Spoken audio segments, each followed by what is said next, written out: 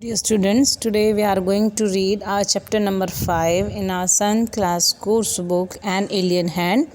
Let's start the chapter. Long, long ago, the elephant had no trunk. बहुत पुरानी समय है, एलिफेंट को कोई ट्रंक नहीं होता था, उसके आगे कोई सूंड नहीं होती थी. He had only a bulgy nose, बस उसकी एक भारी सी नोज़ होती थी. As big as a boot, इतनी बड़ी होती थी वो जैसे कि कोई बूट हो. He could wiggle it from side to side, वो उसको मूव कर सकता था side to side, but couldn't pick up things with it, लेकिन उससे चीज़ों को पिकअप नहीं कर सकता था क्योंकि वो बहुत ही छोटी थी. आपको पिक्चर में दिख भी रही होगी. There was a baby elephant called Golu, वहाँ पर एक बेबी एलिफेंट था जिसका नाम था Golu. He too had no trunk but only a bulgy nose, उसकी भी कोई ट्रंक नहीं थी, बस उसकी भी एक बल्गी नोज़ थी.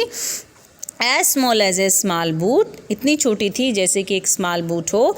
Golu was full of questions, Golu question से भरा हुआ था. He asked his tall aunt the ostrich, वो अपनी टोल आंट ऑस्ट्रिच, ऑस्ट्रिच आपको पिक्चर में दिख रहा होगा, उससे पूछता why don't you ever fly like, आप क्यों नहीं उड़ती हैं लाइक अदर बर्ड्स, आप दूसरे बर्ड्स के जैसे क्यों नहीं उड़ती हैं. Then he asked his tall uncle the giraffe, फिर वो अपने लंबे अंकल जिराफ से पूछता what makes your skin so spotty, आपकी स्किन पर ये इतने स्पॉट्स क्यों हैं, कैसे हैं ये. He asked his huge uncle the hippopotamus why are your eyes always so red, वो अपने अंकल हिप्पोपोटामस से पूछता कि आपकी आंखें इतनी रेड क्यों हैं. ही asked his hairy uncle the बबून, और वो अपने बालों वाले, बहुत बड़े बड़े बाल होते हैं ना बबून के, आपने देखा होगा, वो उससे क्वेश्चन क्या करता कि आपके बाल ऐसे क्यों हैं. वाई डू, नहीं, वो बबून से पूछता why do melons taste like melons, के मेलन्स में टेस्ट मेलन का क्यों होता है, मेलन का स्वाद मेलन जैसा क्यों होता है. The ostrich, the giraffe, the hippopotamus and the baboon had no answers to Golu's questions, और गोलू के क्वेश्चंस के उनके पास कोई आंसर नहीं होते थे. Golu is a naughty baby, Golu एक नॉटी बेबी था. They said he asked such difficult questions, और वो क्या कहते कि ये तो बहुत मुश्किल प्रश्न पूछता है. One day Golu met the myna bird, एक दिन गोलू मैना बर्ड से मिलता है. Sitting in the middle of a bush, जो कि एक बुश, एक झाड़ी के मिडल में बैठी है. एंड ही आस्क्ड हर, और वो उससे पूछता है what does the crocodile have for dinner, crocodile dinner में क्या खाता है. The myna said go to the banks of the great grassy Limpopo river and find out, तो मैना उसको बोलती है कि तुम ग्रेट मतलब बड़ी, ग्रासी मतलब घास से भरी हुई, लिम्पोपो रिवर पर जाओ और देखो, ढूंढो अपने आप. गोलू वेंट होम, गोलू घर चला गया. ही टुक ए 100 शुगर केन्स, उसने 100 शुगर केन्स ली, गन्ना करने लिए. 50 डजन बनानाज लिए and 25 melons. Then he said to his family goodbye, फिर उसने अपनी फैमिली को गुड बाय बोला. I am going to the great grassy Limpopo river, मैं बड़ी महान लिम्पोपो रिवर पर जा रहा हूँ. I will find out what the crocodile has for dinner, और मैं देखूँगा कि क्रोकोडाइल डिनर में क्या खाता है. He had never seen a crocodile and didn't know what one looked like, और गोलू ने कभी इससे पहले कोई क्रोकोडाइल देखा भी नहीं था और उसे नहीं पता था कि क्रोकोडाइल कैसा दिखता है. He met a python and asked him have you ever seen a crocodile, वो एक पाइथन, एक अजगर से मिलता है और उससे पूछता है क्या तुमने कभी क्रोकोडाइल देखा है. What does he look like, वो कैसा दिखता है. What does he have for dinner, और वो डिनर में क्या खाता है. ये पाइथन आपको दिख रहा होगा कैसे कॉइल करके लपेटा लगा के इस पेड़ पर लटका हुआ है. The python uncoiled himself from the branch of a tree but said nothing, python उस ब्रांच से अपने आप को अनकॉइल कर लेता है, वो लपेटे अपने उतार लेता है और कुछ नहीं कहता है. Golu politely helped him to coil around the branch again and said goodbye to him, तो गोलू उसकी हेल्प करता है, दोबारा से वो उसको ऐसे ही टहनी पर लटका देता है, उसकी मदद करता है और उसको गुड बाय बोलता है, अलविदा कहता है. गोलू मूव्ड ऑन, गोलू चलता रहता है. Eating sugar canes, bananas and melons. After a few days, he reached the very edge of the great grassy Limpopo river, और वो कुछ दिनों के बाद ग्रेट ग्रासी लिम्पोपो रिवर पर पहुंच जाता है। On the bank of the river he saw a log of wood, और रिवर के किनारे पर वो लकड़ी का एक लॉग देखता है, एक टुकड़ा देखता है। It was really the crocodile who winged at him, और असलियत में वो कौन था? क्रोकोडाइल था जो उसको देख रहा था। Excuse me said Golu, have you ever seen a crocodile, और वो उससे पूछता है कि क्या तुमने कभी क्रोकोडाइल को देखा है? The crocodile winked again and lifted half his tail out of the mud. Crocodile अपनी हाफ टेल को मड से बाहर निकालता है, ऊपर उठाता है और कहता है, कम हियर लिटिल वन, इधर आओ छोटे। Said the crocodile, why do you ask such questions, तुम ऐसे प्रश्न क्यों पूछते हो? आई वॉन्ट टू नो, वो कहता है कि मैं जानना चाहता हूँ। Come close little one, for I am the crocodile, and he shed crocodile tears to show it was quite true. और क्रोकोडाइल उसको अपना परिचय देता है कि मैं ही क्रोकोडाइल हूँ, और वो फिर उसको अपने आंसू भी बहा कर दिखाता है, ये प्रूव करने के लिए that he himself is a crocodile. Golu was afraid, Golu डर गया, but he sat down on the bank and said, you are the very person I was looking for. और गोलू किनारे पर बैठ जाता है और कहता है, तुम ही तो हो जिन्हें मैं ढूंढ रहा था। Please tell me what you have for dinner, और कृपया मुझे बताओ that what do you have in dinner.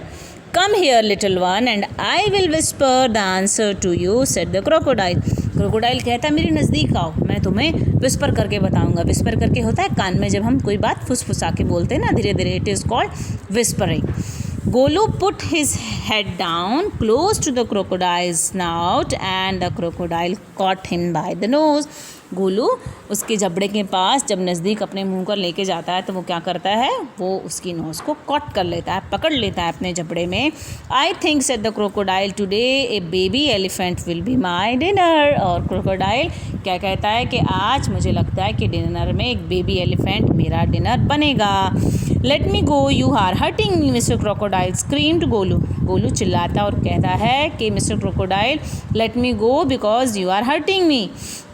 The python, who had been quietly following Golu, came to the bank and said, if you do not pull as hard as you can, the crocodile will drag you into the stream. और जो Python जो रास्ते में मिला था गोलू को, वो उसके पीछे पीछे ही आ गया है और वो उसको बताता है कि अगर तुम नहीं खींचोगे, पुल नहीं करोगे अपने आप को जितना ज़ोर लगा के कर सकते हो, तो तुम्हें ये अंदर स्ट्रीम में खींच लेगा, पानी के अंदर क्रोकोडाइल तुम्हें खींच कर ले जाएगा। नेक्स्ट पेज पर चलते हैं।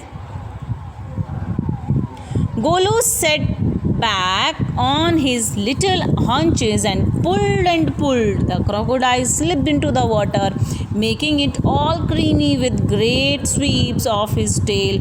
अपनी पूँछ मारता है क्रोकोडाइल भी और उसने बिल्कुल कीचड़ मचा दिया है पीछे। एंड ही ऑल्सो पुल्ड, और इधर से गोलू खींच रहा है, उधर से क्रोकोडाइल खींच रहा है। Then the python coiled himself round Golu's stomach and said, let's pull harder। और फिर पाइथन भी अपने आप को लपेट लेता है गोलू के पेट पर और कहता है कि चलो और ज़ोर लगा के खींचो। Golu dug in all his 4 legs in the mud and pulled। The nose kept on stretching। और इस कारण क्या होता है कि जो उसकी नोज़ थी वो स्ट्रेच करना शुरू कर देती, खींचना शुरू कर देती है। At each pull the nose grew longer and it hurt Golu.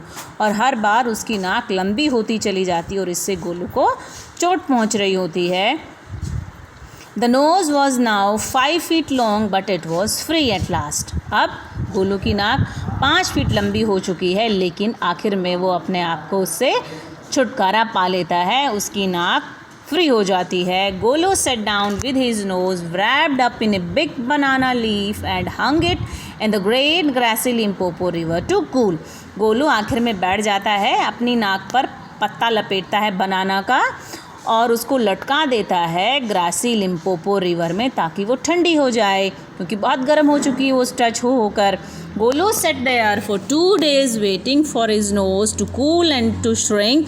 Golu 2 दिन तक वेट करता रहता है कि उसकी नाक ठंडी हो जाए और वो श्रिंक हो जाए, सिकुड़ जाए। It grew cool but it didn't shrink. वो ठंडी तो हो गई लेकिन वो श्रिंक सिकुड़ी बिल्कुल भी नहीं, उसका साइज़ उतना ही रहा, वो अब भी 5 feet लॉन्ग ही है।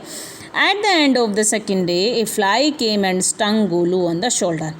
दूसरे दिन क्या हुआ, एक फ्लाई आई, एक मक्खी आई और गोलू के उसने कंधे पर डंक मारा। Golu lifted his long nose, जो कि अब टंक बन चुकी है, and with it hit the fly dead. Golu अपनी नोज से, अपनी ट्रंक से ऊपर अपने कंधे पर मारता है तो फ्लाई को मार देता है। Advantage number 1, he is the python. Python कहता है this is advantage number 1, you couldn't have done it with a small nose. तुम ऐसा अपनी छोटी नाक के साथ तो नहीं कर पाते। Try and eat a little now, और अब वो उसको कहता है कि चलो कुछ खाने की कोशिश करो। Golu put out his trunk and plucked a large bundle of grass. Golu अपनी नाक को ऊपर उठाता है और एक लार्ज बंडल ग्रास का प्लक करता है, उखाड़ देता है। प्लक मतलब उखाड़ना। He dusted it against his 4 legs, अपनी चारों टांगों पर मार मार के उसको झाड़ लेता है, सारी मिट्टी को क्लीन कर लेता है। And stuffed it into his mouth, और उसको अपने मुंह में भर लेता है। एडवांटेज नंबर 2, ये दूसरी एडवांटेज है, his the python, you couldn't have done it with a small nose. तुम ऐसा एक छोटी नाक के साथ नहीं कर पाते। Don't you think the sun is too hot now, क्या तुम्हें नहीं लगता कि अब सूर्य बहुत ज़्यादा गर्म हो चुका है। Golu scooped up some mud from the bank and slapped it to his head. Golu थोड़ी सी मड निकालता है बैंक पे से, अपनी सूंड से, और उसको अपने सिर पर रगड़ लेता है। Advantage number 3, his the python. Python कहता है this is advantage number 3, you couldn't have done it with a small nose. तुम इसको एक छोटी नाक के साथ नहीं कर पाते। Thank you mister Python, said Golu gratefully. Golu gratefully कहता है कि Python, I am thankful to you. I will remember all this and now I will go back to my family. और अब गोलू डिसाइड करता है कि वो अपनी फैमिली के पास वापस चला जाएगा, और वो सारी एडवांटेजेस जो उसको मिली हैं इस ट्रंक के कारण, इस लंबी हुई सूंड के कारण, जो उसकी नाक थी वो अब एक ट्रंक बन चुकी, उसके कारण वो उन सबको याद रखेगा। This is the end of the chapter. Thanks for watching. Thank you.